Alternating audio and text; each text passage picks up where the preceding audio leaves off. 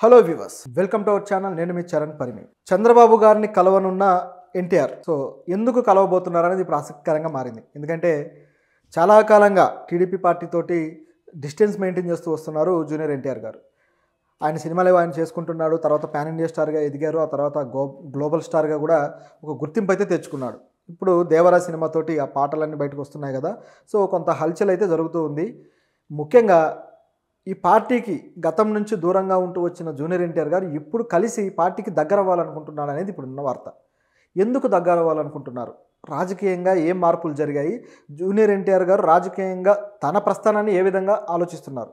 ఏమైనా కొత్త స్ట్రాటజీస్ ఉన్నాయా అనేది ఇప్పుడున్న క్వశ్చన్. ఎందుకంటే ఈ పార్టీకి ఆయన దూరంగా ఉండటంలో ఎటువంటి సంఘటనలు జరిగాయి అందరికీ తెలిసిందే. ఆయన గతంలో ప్రచారం చేయడము, ఆ తర్వాత పార్టీ ఓడిపోయిన తర్వాత జూనియర్ ఎన్టీఆర్ వల్ల మాకు వచ్చిన ఉపయోగం ఏమీ లేదు అని చెప్పేసి అటువైపు పార్టీ నేతలే అనడము, అలాగే ఆ ప్రచారంలో భాగంగా ఆయనకు కూడా యాక్సిడెంట్ అయ్యి ఆయన కొంతవరకు ఇదవ్వడం. ఆ తర్వాత జూనియర్ ఎన్టీఆర్ని పార్టీయే దూరం పెడుతూ రావడం, ఇవన్నీ జరిగిన తర్వాత ఒక అవగాహన వచ్చేసింది. అవసరానికి ఉపయోగించుకొని దూరం పెట్టే వాళ్ళు ఎలా ఉంటారనే దాని మీద ఆయనకు ఒక అవగాహన వచ్చి సైలెంట్గా పక్కకి వెళ్ళిపోయాడు. ఆ తర్వాత గత కొద్ది కాలంగా జరుగుతున్న ఏ ఈవెంట్లలో కూడా జూనియర్ ఎన్టీఆర్ అయితే పాల్గొనట్లేదు. పార్టీ తరపు నుంచి జరిగిన ఈవెంట్స్, ముఖ్యంగా పార్టీ ఆవిర్భావ దినోత్సవాలు, అదేవిధంగా ఎన్టీఆర్ గారి శతదినోత్సవం కావచ్చు, మొన్న బాలయ్య గారి గోల్డెన్ జూబ్లీ ఈవెంట్ కావచ్చు, వీటన్నిటికీ ఆహ్వానించాము అన్నారు. కానీ జూనియర్ ఎన్టీఆర్ మరి ఎందుకు వెళ్ళలేదు? ఒకవేళ వెళ్ళకపోతే ఆయన సీరియస్గానే పార్టీకి దూరంగా ఉండటానికి మొగ్గు చూపాడా అన్న ప్రశ్నలు కూడా వచ్చాయి. ఇటువంటి టైంలో అసలైన ఈవెంట్స్కి ఆహ్వానించినా వెళ్ళిన జూనియర్ ఎన్టీఆర్ గారు ఇప్పుడు ఆహ్వానం లేకుండానే వెళ్ళి చంద్రబాబు గారిని కలవాలనుకుంటున్నారు అనేది ఇప్పుడున్న వార్త. ఆయన ఆలోచనల్లో ఎక్కడ మార్పు జరిగింది అనేది ఇప్పుడు ఆసక్తికరంగా మారింది. ఈరోజు అంటే కొన్ని గమనిస్తే మనకు కొన్ని పరిణామాలు అర్థమవుతాయి. ఈరోజు మోక్షజ్ఞ గారి బాలకృష్ణ తనయుడు మోక్షజ్ఞ తేజ గారి సినిమా లాంచింగ్ జరిగింది, అనౌన్స్మెంట్ అయింది. ఆయన పోస్టర్ కూడా రిలీజ్ అయింది. పోస్టర్లో చాలా కూల్గా నడుచుకుంటూ వస్తున్న ఇది ఇచ్చారు. ప్రశాంత్ వర్మ డైరెక్షన్లో ఇది రాబోతుంది. దీనికి సంబంధించి ఆల్రెడీ బాలకృష్ణ అభిమానులు, నందమూరి అభిమానులు హడావుడైతే స్టార్ట్ అయిపోయింది. మరోవైపు జూనియర్ ఎన్టీఆర్ కూడా మోక్షజ్ఞని అప్రిషియేట్ చేస్తూ, అలాగే ఆయనను ఆహ్వానిస్తూ ట్వీట్ అయితే చేశాడు. అది కూడా సినిమా ప్రపంచంలోకి ఆహ్వానం పలుకుతూ మోక్షు అంటూ అటు ప్రేమగా తమ్ముడిని పిలుస్తూ ఆహ్వానించాడు. దీన్ని బట్టి తనకన్నా చాలా సీనియర్ అయిన ఎన్టీఆర్ తమ్ముడిని ఈ విధంగా ఆహ్వానించడం అనేది చాలా మంచి విషయం. అయితే కుటుంబంతో ఆయన దగ్గరితనం ఎటువంటిది అనేది తెలుస్తూ ఉంది. అలాగే మోక్షజ్ఞతో ఉన్న ఆయనకు ర్యాపో కావచ్చు, ఇదంతా కూడా అక్కడ క్లియర్గా కనిపిస్తూ ఉంది.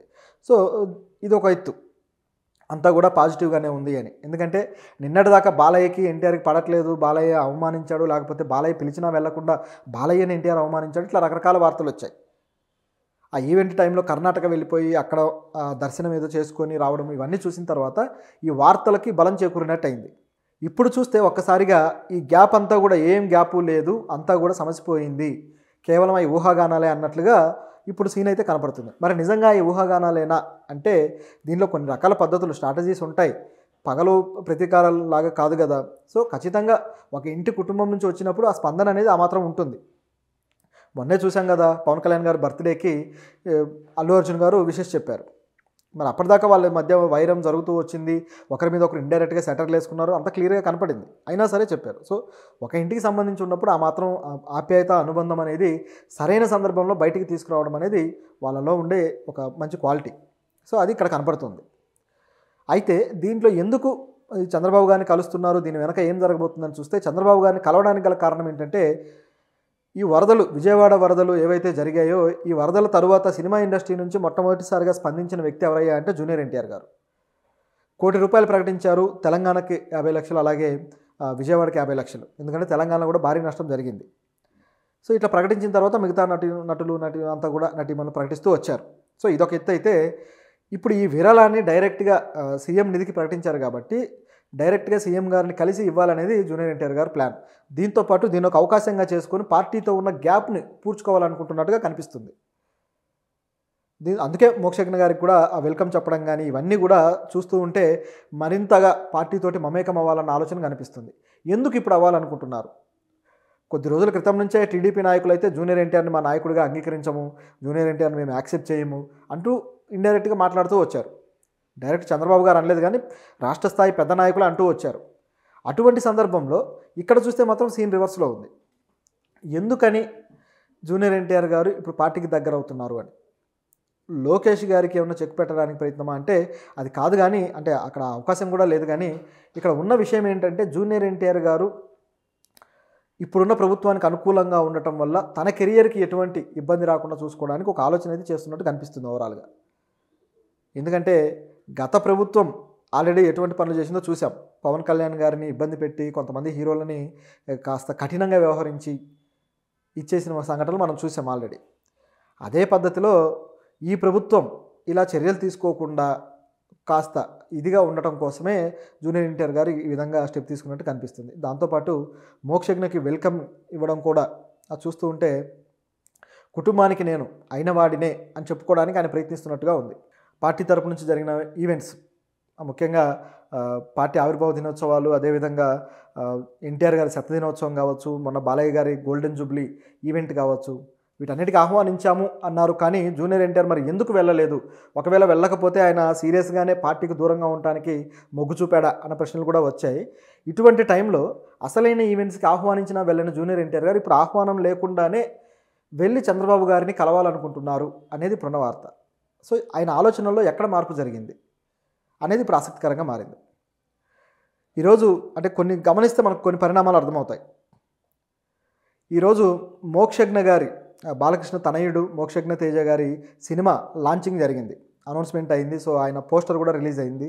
సో పోస్టర్లో చాలా కూల్గా నడుచుకుంటూ వస్తున్న ఇది ఇచ్చారు. సో ప్రశాంత్ వర్మ డైరెక్షన్లో ఇది రాబోతుంది. దీనికి సంబంధించి ఆల్రెడీ బాలకృష్ణ అభిమానులు, నందమూరి అభిమానులు హడావుడి అయితే స్టార్ట్ అయిపోయింది.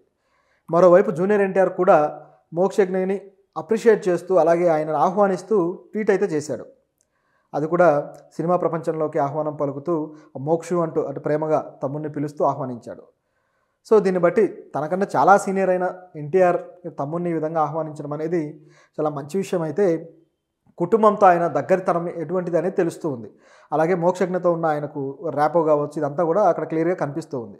సో ఇది ఒక ఎత్తు, అంతా కూడా పాజిటివ్గానే ఉంది అని. ఎందుకంటే నిన్నటిదాకా బాలయ్యకి ఎన్టీఆర్కి పడట్లేదు, బాలయ్య అవమానించాడు, లేకపోతే బాలయ్య పిలిచినా వెళ్లకుండా బాలయ్యని ఎన్టీఆర్ అవమానించాడు, ఇట్లా రకరకాల వార్తలు వచ్చాయి.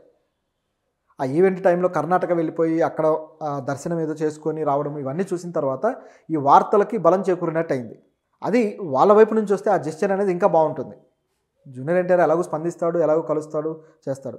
కానీ ఇటువైపు నుంచి ఆ స్పందన వచ్చినప్పుడు అది ఇంకా వాళ్ళ ఉన్న అనుబంధాన్ని చూపిస్తుంది, ఫ్యాన్స్కి కూడా బాగుంటుంది. సో బాలయ్య గారు ఇప్పుడు జూనియర్ ఎన్టీఆర్తో కలిసి ఆ మీటింగ్లో పాల్గొంటారా ఏంటి అనేది చూడాల్సిన పరిస్థితి ఉంది.